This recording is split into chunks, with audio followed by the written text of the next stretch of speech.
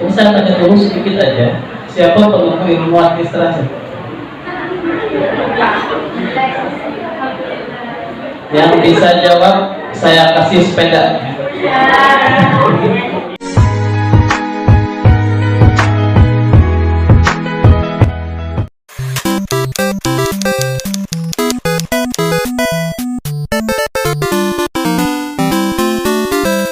Teman-teman kan sebentar lagi akan mendapatkan gelar sarjana administrasi publik, bahkan sudah di depan mata. Sebelum kita sahkan Anda sebagai sarjana administrasi dan sudah belajar ilmu ini sekian tahun, hampir 4 tahun, coba saya tanya dulu sedikit aja, siapa penemu ilmu administrasi? Yang bisa jawab, saya kasih sepeda. Ya, siapa? Nggak tahu ya. Baik, kalau nggak tahu saya kasih tahu ya. Nah, ada tuh, siapa? Siapa tadi? Siapa? Tentu tahu jawabannya, siapa? Tadi siapa tadi? Betul jawaban tadi? Woodrow Wilson. Nah, gitu. Siapa tadi? Saya siapkan sepedanya siapa? Nah, oke. Nanti bisa habis perkuliahan bisa ambil sepeda sama saya ya. Jadi ada selembar kertas, saya tulis sepeda, saya kasih gitu. Gitu. Jadi itu ya, Woodrow Wilson. Karena saya khawatirnya gini, teman-teman kan dapat gelar sarjana administrasi, tapi ketika ditanya siapa penemu ilmunya nggak tahu. Itu yang saya khawatirkan. Tapi kita bicara dasar dulu ya. Baik, Woodrow Wilson. Oke, permanen sekali. Woodrow Wilson tahun berapa ilmunya lahir? Betul ya, tadi Woodrow Wilson. Woodrow Wilson di tahun 1887. Nah, sekarang kita bicara dulu asbabun nuzul kenapa lahir ilmu administrasi. Kenapa harus tercipta ilmu administrasi? Jadi Wilson muda. Oke, 1887 sudah lahir. Belum ya. Satu abad kemudian saya baru lahir ya. Saya lahir 1987. Satu abad kemudian. Baik, jadi pola pikir Wilson ya, asbabun nuzul ilmu ini. Wilson itu sangat khawatir dengan perkembangan ilmu politik. Karena Wilson melihat bahwa kalau berbicara politik, yang difokuskan adalah perumusan kebijakan, bukan tentang penerapan peraturan itu. Singkatnya gini, makin banyak peraturan, makin sulit untuk diimplementasikan, gitu ya. Makin gemuk peraturannya, makin banyak peraturannya, semakin sulit untuk diterapkan. Semakin sedikit peraturannya, semakin mudah diterapkan. Itu. Jadi kata Wilson harus ada sebuah ilmu baru yang berbicara efektivitas dan efisiensi ini. Artinya terlepas dari perumusan kebijakan, bagaimana penerapannya. Sehingga lahirlah sebuah buku yang berjudul The Study of Administration yang ditulis oleh Woodrow Wilson. Dan inilah cikal bakal lahirnya ilmu administrasi. Coba kita hubungkan pola pikir Wilson dengan negara kita. Asbabun nuzul ilmu ini dengan perkembangan negara kita. Indonesia itu oke gini, kinerja DPR itu apa? Atau mungkin keberhasilan kinerja DPR diukur dari apa? Diukur dari aspirasi masyarakat. Oke, jadi aspirasi masyarakat selalu itu kira-kira tugas DPR apa?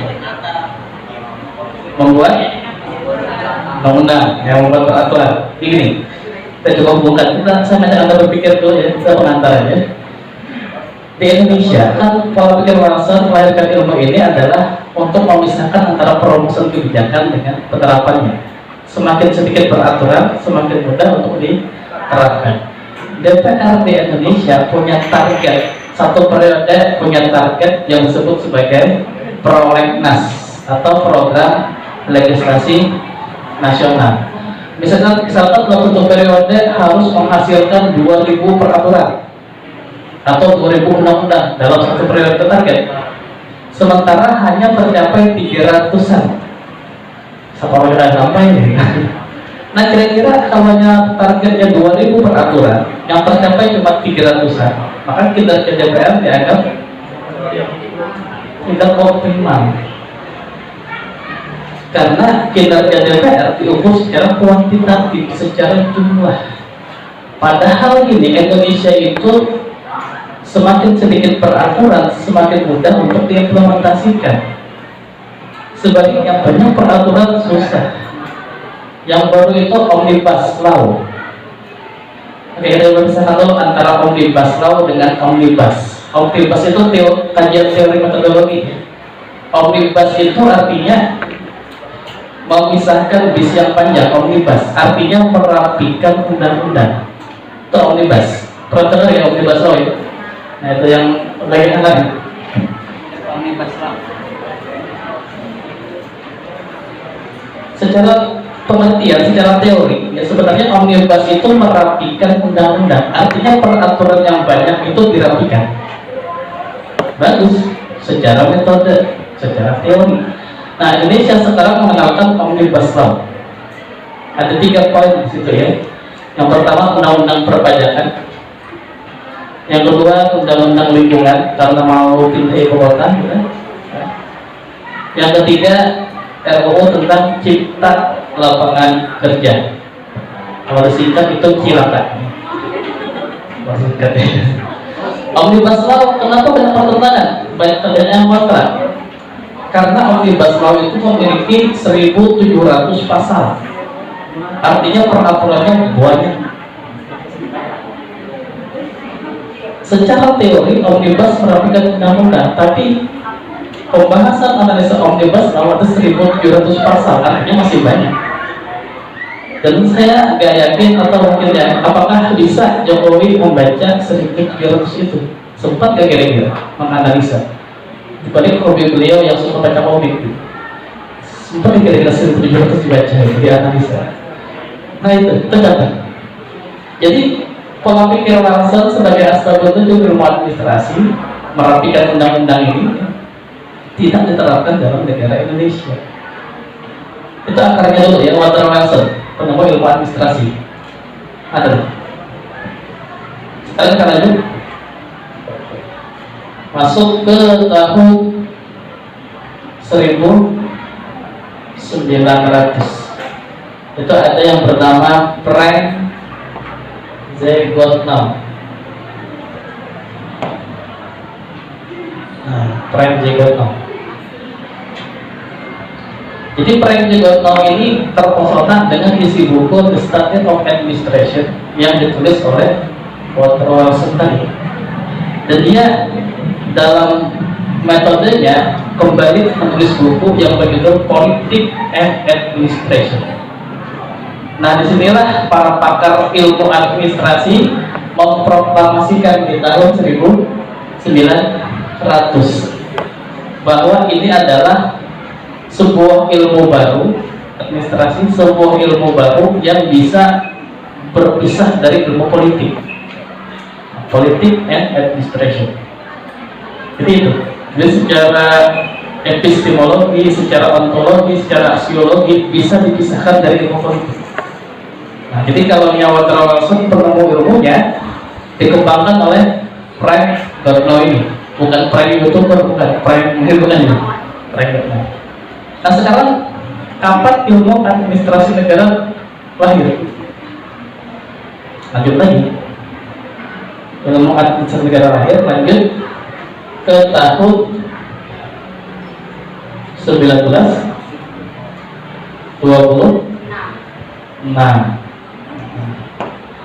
Siapa pencetusnya? Leonard Dewey. Itu pencetus ilmu administrasi negara. Dia tulis buku yang berjudul Introduction to Study of Public Administration. Wilson itu menemunya dikembangkan.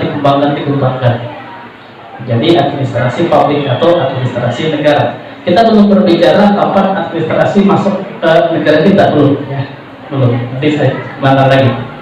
Tahun 1976. Kemudian sudah belajar mata kuliah perbandingan administrasi negara. Sudah ambil? Sudah ya. Semester berapa? Semester 4. Oke, siapa pencetus ilmu itu? Lupa. Kalau lupa gak apa. Kemudian lanjut ke tahun 1947 ya. Itu ada pakar yang bernama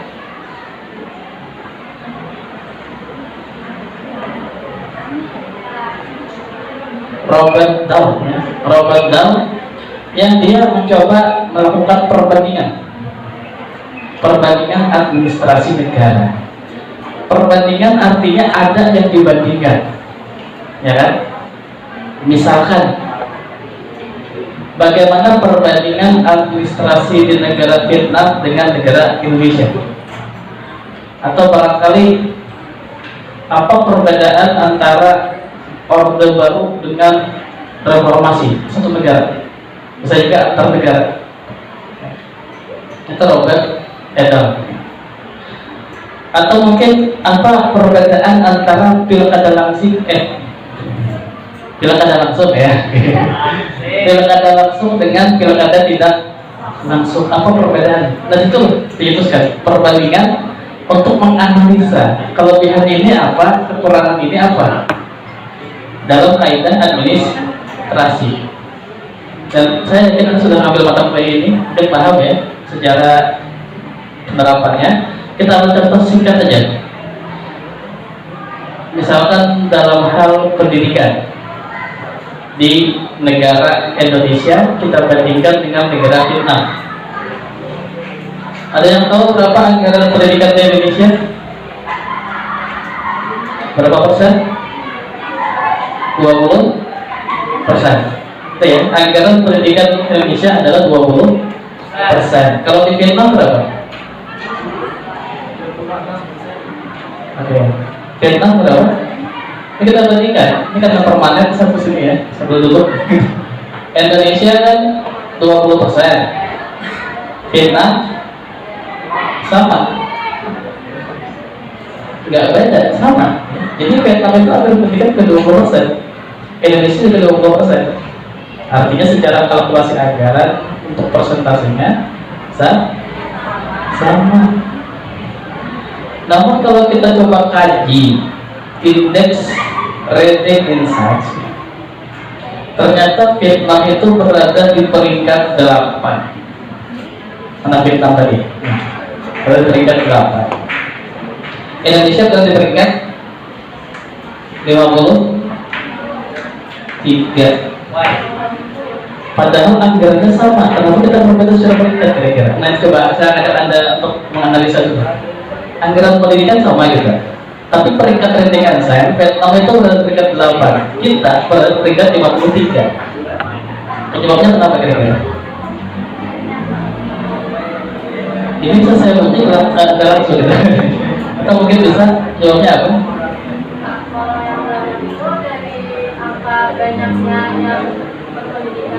Oke, dari berapa ya? Dari 58 negara. Artinya kita 5 dari bawah. Tapi kita mencari penyebabnya kenapa? Padahal kita anggarannya sama. Ya?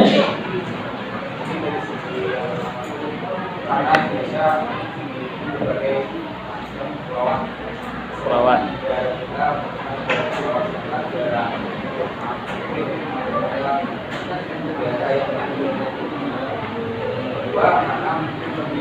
Pada akses orang itu biasanya kalau itu anggaran dari pusat dari misalkan 1 jam itu pasti potongan administrasi katanya, tapi kita tahu harus dari pusat anggaran itu bisa menjadi 500 juta itu saya tidak tahu apa penyebabnya, tapi kalau dari segi skala besar itu mungkin terjadi mungkin penyebabnya juga Oke, bagus analisanya ya. Yang pertama karena Indonesia terdiri kepulauan-kepulauan, terpisah lautan, pulau-pulau. Contoh kalau Anda ingin kuliah S3 harus di berapa pulau? Berbeda-beda pulau. Yang kedua tentang serapan anggaran kita yang berbeda-beda itu yang bagus. Kamu termasuk ya 20% pendidikan belum tentu sampai ke daerah terpencil. Apalagi secara geografis kita terpisah antara pulau-pulau, lautan-lautan yang luas. Itu kalau kita berbicara dari segi anggaran. Kalau kita coba analisa dari segi masyarakatnya, sederhana ya. Ini mahasiswa semester 8. Tadi sudah bicara. Yang lain mungkin saya tanya aja, mungkin simpel aja pertanyaan. Tidak susah ya. Kita sudah tanggal 11. Nomor absen 11 siapa ya?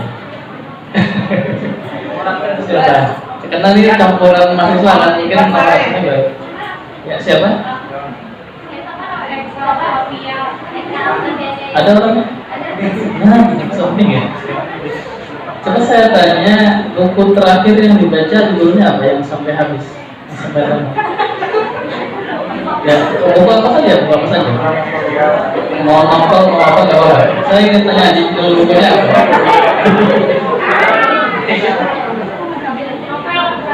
Oh, buku apa saja? Buku apa terakhir yang dibaca? Buku tempat magang. Buku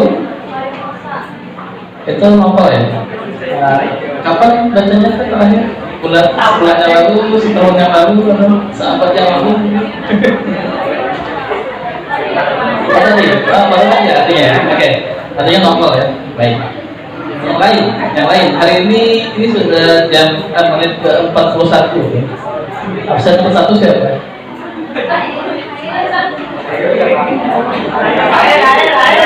Air. Ada orangnya? Yang mana? Yang itu ya, yang mana orangnya? Oke, pertanyaannya sama ya. Jadi judul buku terakhir yang dibaca apa? Apa kira-kira judul buku yang terakhir dibaca? Pedoman skripsi. Oke, nggak apa-apa. Kita coba hubungkan dengan ini ya. Tadi kan si Hayatami menganalisa lewat geografis, lewat serapan anggaran. Kita coba ambil dari masyarakat ini. Jadi gini, saya S1 pertama kali kuliah S1 itu sekitar tahun 2005, itu masuk kuliah semester 1 ya, lulus tahun 2009 untuk kuliah S1. Zaman saya dulu 2000-an awal dulu, sebuah buku akan dianggap bestseller jikalau terjual sebanyak 15.000 eksemplar. Jadi kalau satu judul buku terjual 15.000 eksemplar, maka boleh dikukuhkan sebagai buku bestseller, penjualan yang tinggi. Nah, di zaman milenial sekarang, sebuah buku akan dianggap bestseller jikalau terjual sebanyak 5.000. Artinya 5.000 payung Supurbana, 5.000 buku sampai Supurbana. Oke, dulu 15.000 bestseller, sekarang cuma 5.000 sudah masuk kategori bestseller. Nah, dari analisa ini kira-kira yang terjadi apa di masyarakat kita?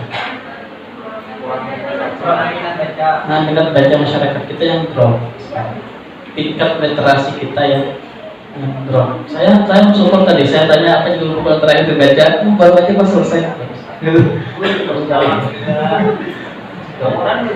Kalau saya ini kita punya target minimal 1 buah buku dalam 1 bulan, atau barangkali 24 jam 1 jam barang disediakan untuk baca buku untuk meningkatkan literasi kita. Kalau literasi kita meningkat, maka argumen kita juga akan meningkat. Gitu. Nah, jadi bisa jadi kita drop secara indeks reading and science karena tingkat literasi kita yang kurang sekarang. Jadi solusinya itu perbanyak literasi. Baik, ini tahun 1947 itu ada ilmu perbandingan administrasi negara. Saya contohkan kita membandingkan antara Vietnam dengan Indonesia. Oke, kapan secara keilmuan kapan administrasi masuk ke negara kita? Secara kelembagaan baru masuk ke negara Indonesia ketika tahun 1950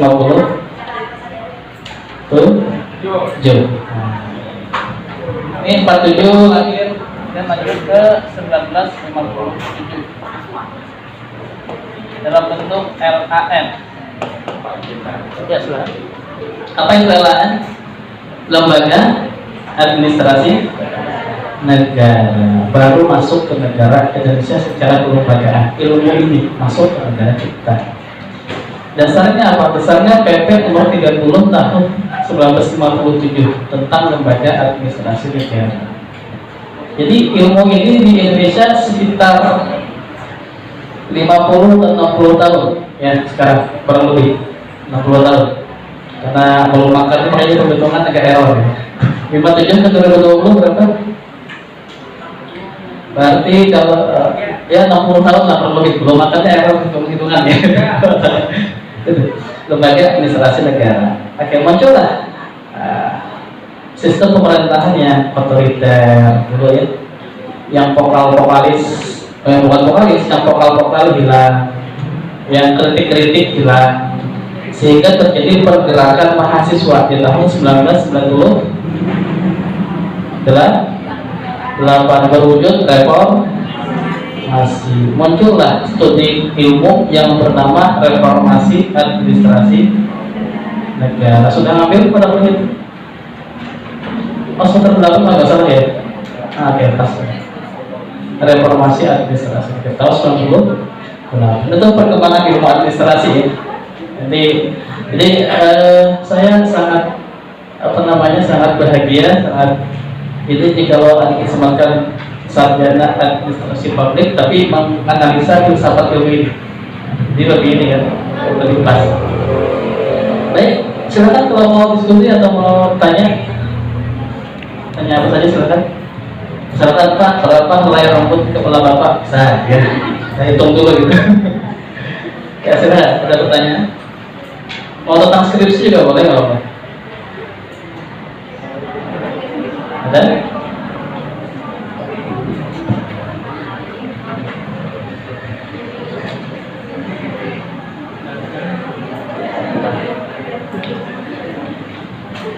Baik, kalau nggak ada yang punya rokok, kotak rokok ada nggak?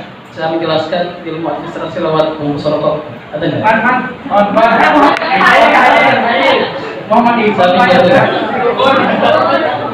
nggak kira-kira? Atau kalau nggak ada apa ya yang bisa dipakai? Oh ini bisa ya? Ini bisa. Oh ini sambil saya tawarkan saja. Ini buku yang saya tulis tadi. Judulnya Bureaucracy Governance, dan ini awal akhir saya pakai untuk perkuliahan ini sampai penaltas materi di sini. Oke. Buku ini selesai saya tulis di bulan Januari kemarin, baru aja. Oke. Kalau mau pesan bisa ke saya, ini bukan paksaan ya. Kalau mau beli silakan, nggak mau beli itu apa juga.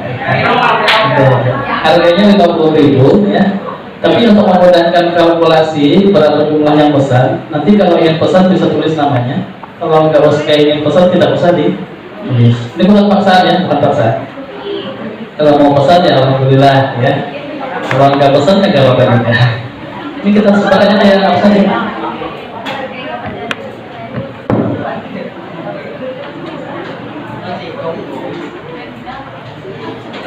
Oke, karena nggak ada rokok, saya coba ingatkan ya.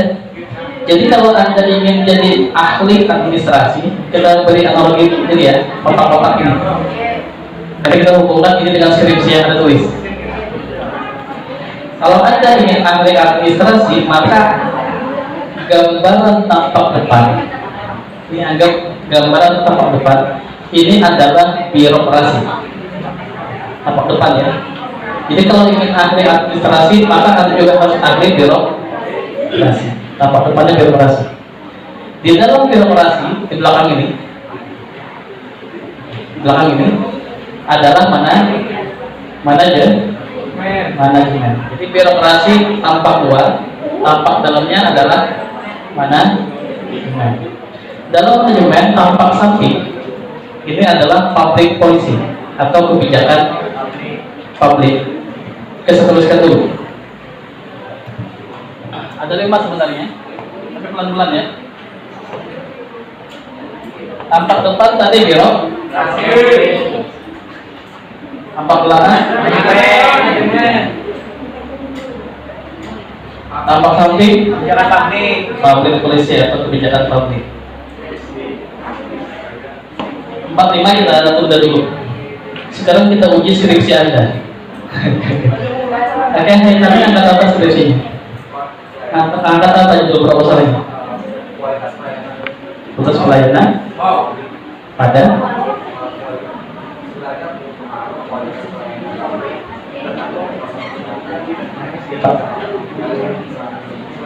di kantor camat itu ya. Oke, baik. Pelayanan ya. Tadi ngangkat apa proposalnya?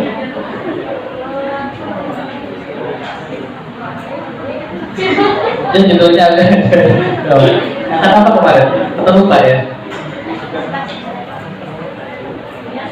Lupa yang lain. Lupa siapa ya? Sebelah sini mungkin paling muncul. Proposal angkat apa? Judul proposal angkat apa? Ya? Maksud saya judul proposal skripsinya apa?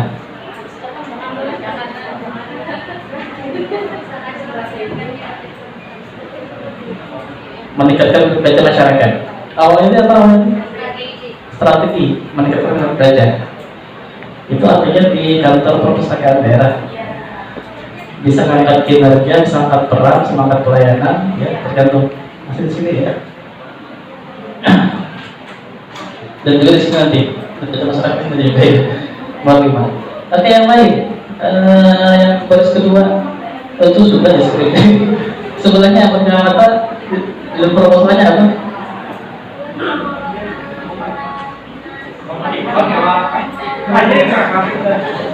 Peran dinas pariwisata dalam. Oke, masih sini ya. Ada yang angkat kebijakan publik nggak? Ada yang angkat? Implementasi mungkin ada. Yang lain siapa coba? Judulnya apa? Smart Hospital pada Pembalap Batu Amonte. Smart Hospital ada ya. Oke, ini ada kinerja pelayanan, manajemen yang angkat pengelolaan gitu. Nanti saya berikan kata kuncinya ya biar lebih mudah berikan skripsi. Dalam pengelolaan atau manajemen ada? Kalau mau tidak ada payung. Oke, coba saya cobain ya. Tadi ada yang angkat kinerja ada yang angkat ya. Jadi gini, kalau ada yang angkat kinerja, biasanya kan pengamanannya, jam kerja, sarana tidak itu umum, klasik aja nih. Yang paling penting kalau ingin ada angkat kinerja, cek tupoksinya, tugas pokok dan fungsi. Apakah mereka bekerja sesuai prosedur tupoksi atau tidak? Itu kata kunci. Kalau angkat kinerja, kalau angkat pelayanan, kata kuncinya adalah cek jenis pelayanan apa yang diberikan di situ. Contoh dari kantor camat ya. Kantor camat kan pelayanannya kan jenisnya kan sesuai pengantar, hak paten, sebagainya kan itu. Jadi itu kata kuncinya. Jenis pelayanan juga berikan. Kebijakan publik, kalau ingin mengangkat kebijakan publik, maka hal pertama adalah tidak berbicara proposalnya dulu, unduh peraturannya atau download peraturannya. teliti pasal-pasalnya itu sebenarnya kata kuncinya. Oke, yang lain yang akan kebijakan sebenarnya. Ya, judulnya MP 45 Mendikbud 12 tahun 2015 tentang program Indonesia Pintar. Kayak PIP, program Indonesia Pintar. Sudah mengunduh peraturannya? Sudah mengunduh peraturannya, download peraturannya? Sudah, nah itu fokus ke situ. Dan kenapa kan teori saya bagian? Beli. Siapa? Carlos Beli. Oh, Beli, ya. Beli atau Grindo? Beli. Maral S. Grindo, gitu. Itu juga bukunya bahasa Inggris. Maral S. Grindo itu saya lupa ya, kalau nggak salah sekitar tahun 80-an kalau buku itu. Cuma berbicara konten dan konteks. Baik. Oke, kita kembali ya. Ada birokrasi, tampak depan, tampak belakang, manajemen, tampak samping, publik, polisi, atau kebijakan publik. Di sini,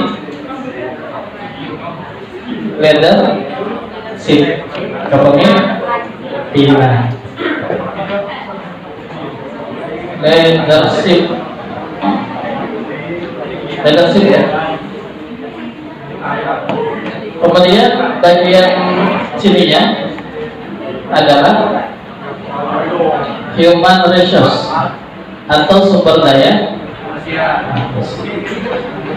Jadi kalau ingin jadi ahli administrasi, maka kelima-limanya harus kita pelajari. Itu.